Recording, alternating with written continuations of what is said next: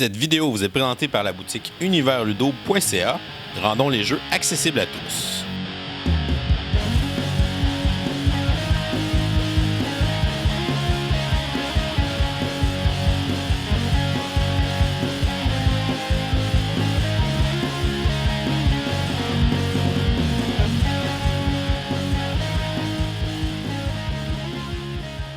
Salut gamers, bienvenue à Professeur Board Game, je m'appelle David.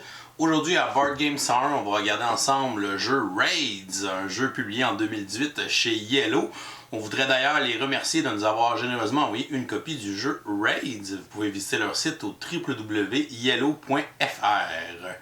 Raids nous vient des auteurs Matthew Dunstan et Brett Gilbert qui ont l'air à faire beaucoup de jeux ces temps-ci. C'est un jeu qui se joue 2 à 4 joueurs et les parties vont durer une quarantaine de minutes. Le but du jeu va être de devenir le clan de Vikings avec le plus de points de gloire pour gagner la partie. On est dans un jeu où on va se promener sur un plateau pour faire une espèce de parcours pour tenter de ramasser le plus de tuiles de voyage pour augmenter la force de notre équipage, de notre Drakkar, aussi ramasser des tuiles qui vont nous permettre de marquer des points de différentes façons. On va avoir notamment des collections d'ensemble avec certaines tuiles, on va avoir des marchandises qu'on va pouvoir revendre dans des ports, on peut affronter des monstres, on va pouvoir affronter les autres joueurs pour les empêcher d'avoir les tuiles qu'ils désirent obtenir. Donc, beaucoup de choses qui se passent à l'intérieur de ce petit jeu. Alors, Raids, je vous montre comment ça joue, puis ensuite je vous dis ce que j'en pense. On va faire un placement pour une partie à 3 joueurs. On va commencer par placer le plateau au centre de la table. Et au centre de ce plateau, on va faire une réserve avec les jetons de Viking.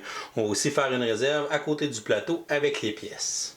Par la suite, on va placer les tuiles de voyage par numéro, donc les tuiles 1 ensemble, les tuiles 2, les tuiles 3 et les tuiles 4. On va prendre toutes les tuiles du premier voyage numéroté 1 et on va les placer sur le plateau à leurs endroits respectifs.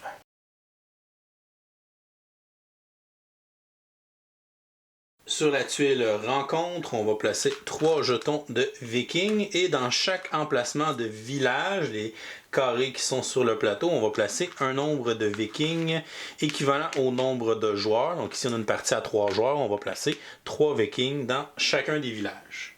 On va prendre la tuile arrivée qui est différente des autres et on va la placer face visible sur le plateau, sur la case d'arrivée. Par la suite, on va prendre les autres tuiles d'arrivée, on va les mélanger et on va en placer une face visible sur chacune des piles de tuiles voyage. Et les tuiles qui ne seront pas utilisées seront remises dans la boîte de jeu. Chacun des joueurs recevra un plateau de Drakkar ainsi qu'un jeton de Drakkar à sa couleur. Et par la suite, on va déterminer le premier joueur au hasard. Et le premier joueur va placer son jeton sur la tuile d'arrivée à la case, au chiffre le plus haut. Donc ici, ce serait sur la case 3. Et ensuite, en ordre horaire, donc le prochain joueur serait le joueur rose qui va prendre la position 2 sur la tuile d'arrivée. Et finalement, notre joueur bleu va occuper la position 1. Notre premier joueur, qui est le joueur orange, va recevoir un jeton de Viking qu'il va placer sur son Drakkar sur un de ses boucliers, alors que les 2 autres joueurs vont en prendre 2 et vont aussi les placer sur les boucliers de leur Drakkar. Une partie de Raid se joue en 4 voyages, 4 rondes de jeu en fait, et dans chacun des voyages, les joueurs vont se promener sur le plateau en suivant le sens des flèches de navigation pour tenter de ramasser le plus de tuiles voyage possible, pour améliorer leur Drakkar et aussi pour marquer le plus de points possible. Lorsque tous les joueurs arriveront à la tuile d'arrivée, ça mettra fin à un voyage. Par la suite, on va pouvoir placer les tuiles pour le voyage 2, faire la même chose avec le voyage 3, le voyage 4. Et à la fin du 4e voyage, on va passer au décompte final. Et le joueur qui a ramassé le plus de points de gloire sera le gagnant. Dans une partie de Raid, c'est toujours le joueur qui est en dernière position dans le voyage qui va prendre son tour de jeu. C'est-à-dire qu'il n'y a pas d'ordre de tour de jeu établi. Et un joueur pourrait même jouer 2 tours d'affilée dans certains cas. Au début de la partie, comme tous les joueurs sont sur la case de départ, c'est le joueur qui est sur la case avec le plus haut chiffre qui est considéré comme le joueur le plus en retard. C'est donc pour ça que notre joueur orange va débuter la partie. Chaque tour de jeu se divise en 2 phases. Premièrement, le joueur va gagner la tuile voyage de l'endroit où il se trouve. On va donc ignorer cette étape pour le premier tour parce que les joueurs sont tous sur la tuile de départ. Par la suite, les joueurs passeront à leur phase de navigation et c'est là qu'ils pourront avancer sur le plateau. Au début de la phase de navigation, le joueur actif va regarder s'il y a des tuiles de voyage entre lui et le prochain joueur à jouer sur le plateau. Donc, ce qui n'est pas le cas au début de la partie parce que les joueurs sont tous sur la première tuile. Le joueur orange peut donc se déplacer du nombre de cases qu'il le souhaite sur le plateau. La seule restriction, c'est qu'il doit avancer pour au moins rejoindre le prochain joueur, ce qui, encore une fois, au début de la partie est assez facile parce que tous les joueurs sont sur la case de départ. Il pourrait donc aller sur n'importe quelle case du plateau. On pourrait décider de venir s'arrêter ici et comme il n'y a aucun adversaire sur cette case, cela mettra fin à son tour de jeu.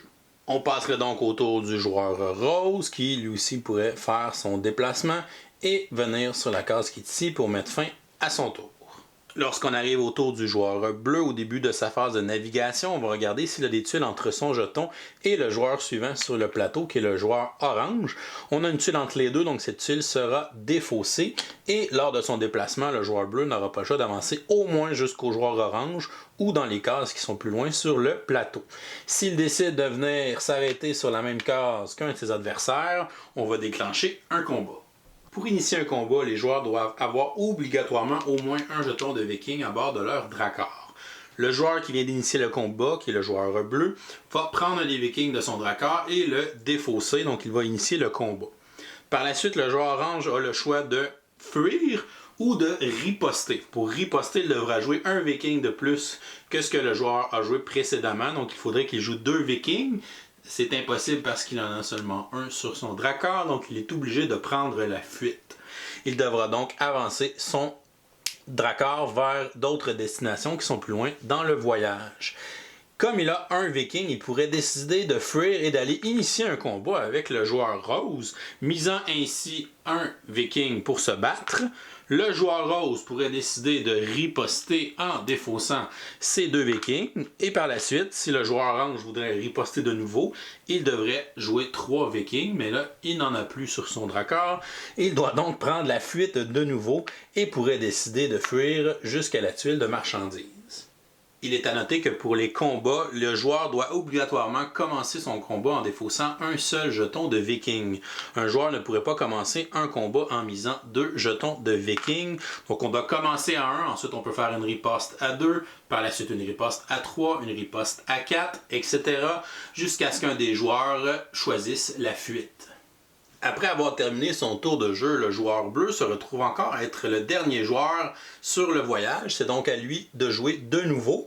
Et au début de son tour, il va prendre la tuile voyage où il se trouve. Donc il va prendre la tuile avec la hache et va venir la placer sur son Drakkar. On voit que les tuiles qui ont des morceaux de bois comme ceci vont aller dans le Drakkar, dans un des 5 emplacements destinés à ceci. Et les tuiles qui ont des boucliers, on peut placer nos vikings sur ces boucliers. On peut réorganiser n'importe quand dans la partie en fait notre Drakkar en bougeant les tuiles et les vikings sur les boucliers. Le joueur bleu passe donc à sa phase de navigation. On n'a pas de tuile à défausser entre lui et le prochain joueur, donc il peut se déplacer obligatoirement en rattrapant le prochain joueur. Il pourrait décider de se déplacer et de terminer son mouvement ici. Il est à noter que certains endroits possèdent des flèches. Donc, lorsque des endroits qui ont des flèches, on ne peut pas arrêter avec notre Drakkar. Donc, dans les villages, les monstres ont des flèches sur les tuiles, on ne peut pas arrêter non plus. Et la tuile rencontre a aussi une flèche, on ne peut pas arrêter à aucun de ces 3 endroits. Donc, si je ne veux pas arrêter où est un des 2 autres joueurs, je dois passer pour aller jusqu'à cette tuile. Par contre, les tuiles qui ont des flèches vont avoir des conséquences quand on va passer par-dessus ces endroits-là. Les villages, lorsqu'on va passer par-dessus, on va gagner un viking dans le village et on va le placer dans notre Drakkar. Pour la tuile de monstre, lorsqu'on va la traverser, le joueur aura 2 options. Il peut évidemment aller combattre le monstre ou il peut sacrifier un des vikings de son équipage pour avoir le passage par-dessus le monstre sans embûche.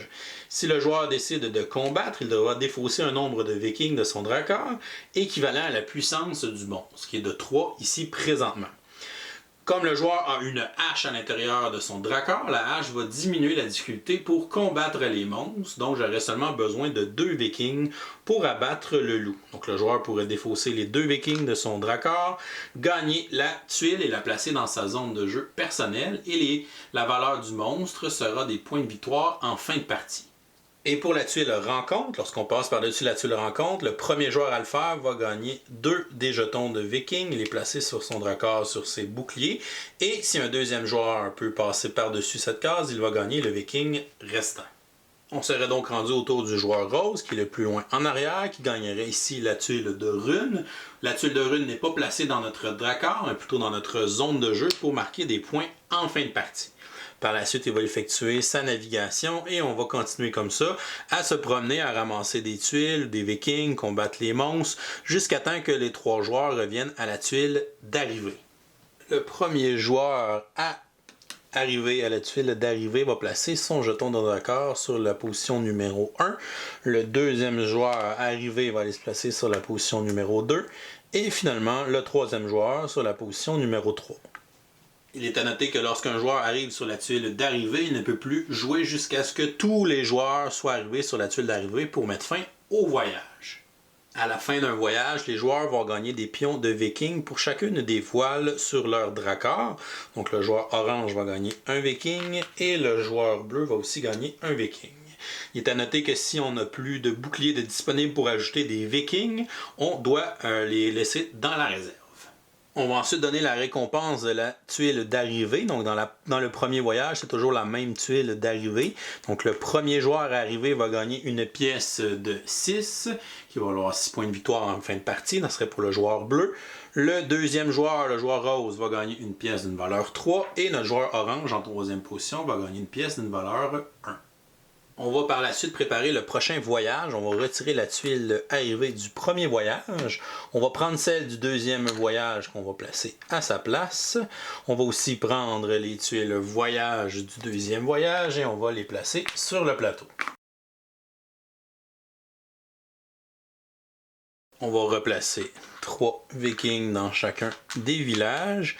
Et à partir du deuxième voyage, on va avoir des tuiles de pillage. On va placer sur les tuiles de pillage une pièce de valeur 3 et une pièce de valeur 1. On commencerait donc le deuxième voyage avec le joueur toujours le plus loin qui serait le joueur orange à débuter le deuxième voyage. On a une nouvelle sorte de tuiles qui sont les tuiles de pillage, qui sont des tuiles avec une flèche, donc on ne peut pas s'arrêter ici. Si je passe la tuile pillage en premier, je vais prendre la pièce de valeur 3, l'ajouter à ma zone de jeu, et le deuxième joueur à passer va pouvoir ramasser la pièce de valeur 1. À partir du deuxième voyage, on va aussi retrouver des tuiles port sur le plateau. Donc si un joueur commence son tour et gagne la tuile port, il va la prendre et la placer dans sa zone de jeu. Et on va regarder le nombre d'icônes de marchandises sur la tuile port. Donc ici, on a 2 icônes de marchandises, ce qui veut dire que le joueur peut vendre jusqu'à 2 marchandises qu'il transporte sur son dracard.